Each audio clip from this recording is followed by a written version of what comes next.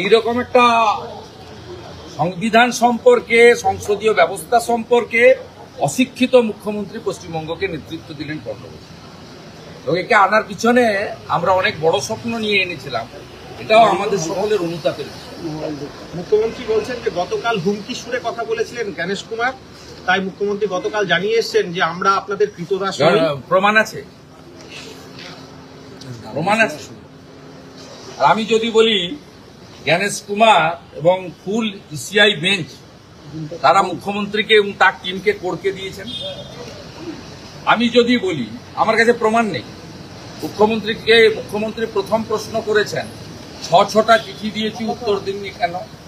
তার উত্তরে election commission বলেছে ফুল বেঞ্চ যে মুখ্যমন্ত্রীর প্যাডে আপনি যতক্ষণ চিঠি লিখবেন তার উত্তর ইলেকশন কমিশন দেবে না। আপনি যেদিন আপনার পার্টির আঞ্চলিক পার্টির প্যাডে, তৃণমূল কংগ্রেসের প্যাডে চিঠি লিখবেন সেই দিন উত্তর পাবেন।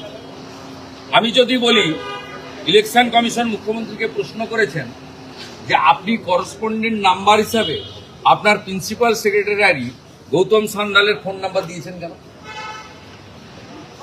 এবং আমার কাছে ডকুমেন্ট আছে, আমি নবান্ন থেকে সংগ্রহ করেছি, উনি সেই নাম্বার পরে পরিবর্তন করে অন্য নাম্বার পাঠিয়েছেন ইলেকশন, দুটোই আমার কাছে। আমি যদি বলি মুখ্যমন্ত্রী যখন বলেছিলেন এসআইআর এ এই লোক মারা গেছে, ইলেকশন কমিশন তখন বলেছেন আপনার জেলা শাসকরা, ডিস্ট্রিক্ট ডিওরা অর্থাৎ জেলা শাসকরা, তারা ইলেকশন কমিশনে তথ্য এবং প্রমাণপত্র দিয়ে কেন আমাদেরকে জানাননি একটা কেসের ক্ষেত্রে। এর উত্তরগুলো মুখ্যমন্ত্রী দিতে পারবেন। আমি যেমন ওই ভিতরের ভিডিও প্রমাণ দিতে পারবো না, মুখ্যমন্ত্রী এইসব আষাঢ়ে গল্প মানুষ জানে।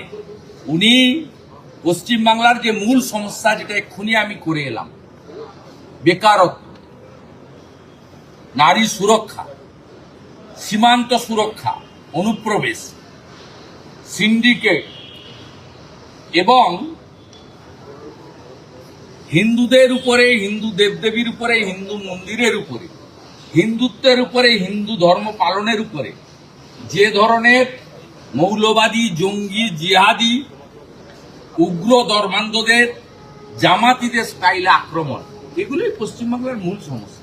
পশ্চিমবঙ্গের লোক বাইরের রাজ্য থেকে এই রাজ্যে ফিরতে চায়, তারা এসব শুনতে চায় না।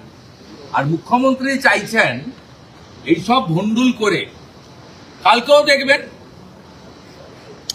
উনি কোথাকার লয়ার, কি লয়ার আমি জানি না, কালকেও দেখবেন আরেকটা ড্রামা অপেক্ষা করছে, আরেকটা ড্রামা অপেক্ষা করছে। নতুন উকিল দেখবেন কালকে আপনারা, যার নাম ইতিমধ্যে পশ্চিমবঙ্গ হাইকোর্টের বার কাউন্সিলের লিস্ট থেকে বাদ দিয়ে দিয়েছে। কালকে দেখবেন আবার লয়ারকে দেখবেন, কোনো লাভ হবে না। উনার মূল এজেন্ডা হচ্ছে এইসব করে ঘেঁটে দাও, সুপ্রিম কোর্টে গিয়ে বলো যে নির্বাচন যথাসময়ে করতে হবে।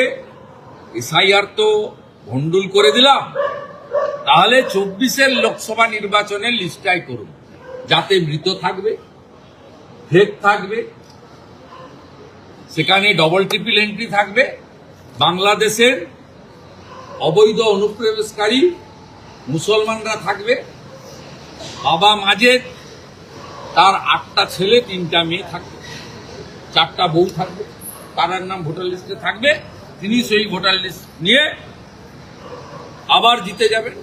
জিতে 11 সালে কাটাকে তাড়িয়েছেন, 16তে চাকরি বেচেছেন, 21-এ আরজিকর করেছেন, 26-এ হিন্দু শূন্য করে দিলেন। যে বাংলাদেশ ওপারের ইউনুস আর এপারের মমতা মিলে গ্রেটার বাংলাদেশ হয়ে যাবে, সম্পূর্ণ হয়ে যাবে। আপনি কি বলে গ্রেটার বাংলাদেশের রাষ্ট্রপতি হবেন মোল্লা ইউনুস, আর প্রধানমন্ত্রী হয়ে যাবেন খালা মমতা। আমার শেষ প্রশ্ন করবো দাদা, সেটা হচ্ছে বিধানসভা স্ট্যান্ডিং কমিটিতে 2টো পদে মেম্বার হিসেবে পার্থ চট্টোপাধ্যায়, সম্পদ পার্থ দা মহাসচিব, টিকিট পেলেও আশ্চর্য হবে, যে আশঙ্কা অলরেডি ব্যারাকপুরে অমিত শাহজি করে গেছে, কিছু নাম ধরে বলেছেন যে এরা টিকিট পাবে, এরা টাকা। আরেকটা হচ্ছে যে আপনি কি মনে করছেন যে এসআইআর প্রক্রিয়া যে নির্দিষ্ট সময়, কারণ ফেব্রুয়ারি মাসের মধ্যে নির্বাচনের তারিখ ঘোষণা যথেষ্ট করতে, ভালো।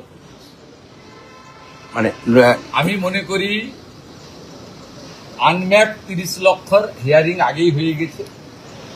এবারে যে 1,36,00,000 সামথিং, তার মধ্যে 15-16 লাখ ছাড়াই হিয়ারিং কমপ্লিট হয়েছে। ইলেকশন কমিশন যেভাবে অঞ্চল ওয়াইজ, ওয়ার্ড ওয়াইজ হিয়ারিংকে সরলীকরণ করে দিয়েছেন, বাইরে থাকা লোক, এনআরআই, পরিযায়ী শ্রমিক, তাদের বাড়ির লোকদের অ্যালাউ করে দিয়েছেন। 85 বছরের বেশি বৃদ্ধ বৃদ্ধা, অসুস্থ, ফিজিক্যালি চ্যালেঞ্জদেরকে বাড়িতে গিয়ে হিয়ারিং এর সুযোগ করে দিয়েছেন। সব মিলিয়ে বর্তমানে আগামী 2-3 দিনের মধ্যে হিয়ারিং এর প্রক্রিয়া, আমার ধারণা, আমি যেহেতু গ্রাউন্ডে কাজ করি, এটা ইলেকশন কমিশনের হয়ে আমি ব্রিফ করছি, আমি অধিকারী নই, মানে আধিকারিক নই, আমার ধারণা অলমোস্ট 15-16 লক্ষ বাকি আছে। 1.5 কোটি হিয়ারিং তো হয়েই গেছে। অতএব ইলেকশন কমিশনকে আমি মনে করি শুনানির জন্য আর নতুন ডেট দেওয়ার দরকার নেই। তবে যেভাবে ইয়ারোরা অনেক জায়গায় রিজেক্ট হওয়ার কথা অ্যাকসেপ্ট করে দিয়েছেন, যেখানে মাইক্রো অবজারভাররা অবজেকশন করছেন, ডকুমেন্ট এবং ডাটা অ্যানালাইসিস করতে গিয়ে এআই স্ক্যানে সফটওয়্যার নিচ্ছে না, মাইক্রো অবজারভাররা রেড ফ্ল্যাগ লাগাচ্ছে। আমার বিধানসভা কেন্দ্রে হয়েছে, আমি জানি। সেক্ষেত্রে এই ডকুমেন্ট চেক করার ক্ষেত্রে আমার মনে হয় সপ্তাহখানেক যদি বাড়াতে পারেন, তাহলে ডকুমেন্ট চেকিংটা মাইক্রো অবজারভার এবং স্টেট অবজারভার, ইলেকশন কমিশন, তার সফটওয়্যার সব মিলিয়ে অনেকটা পরিচ্ছন্ন হয়, এটা আমার ধারণা। এবং আমরা ভারতীয় জনতা পার্টি সবাই, আমি রাজ্য সভাপতি এবং আমাদের যে এসআইআর সংক্রান্ত আলোচনা করি, আমরা এই ডকুমেন্ট চেক করার ক্ষেত্রে ইলেকশন কমিশন যদি টাইম এক্সটেনশন কিছুদিন না করে, তাহলে আমরা বলতেও পারি, সেটা আমার প্রস্তাব আকারে আছে, আমি সবাইকে নিয়ে আলোচনা করব, রাজ্য সভাপতির সঙ্গে বিশেষভাবে এই বিষয়ে কথা বলব। আমার মনে হয় এই 14 তারিখটা 5-7 দিন বাড়িয়ে করা যেতে পারে। 2021-এ 26শে ফেব্রুয়ারি এমসিসি চালু হয়েছিল।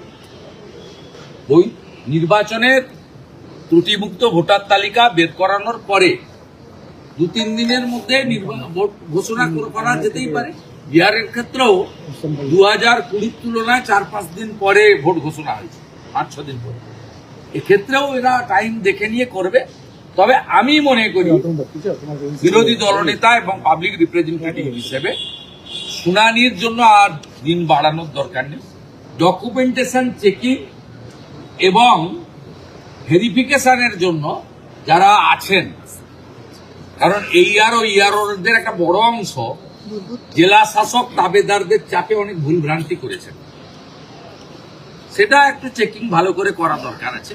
আমার কাছে আজকেও এসেছে আপনার স্কুল সার্টিফিকেট, কাঁথির একটা স্কুলে ভুয়া 8 পাস সার্টিফিকেট দিয়েছে, এগুলো চেকিং করা দরকার।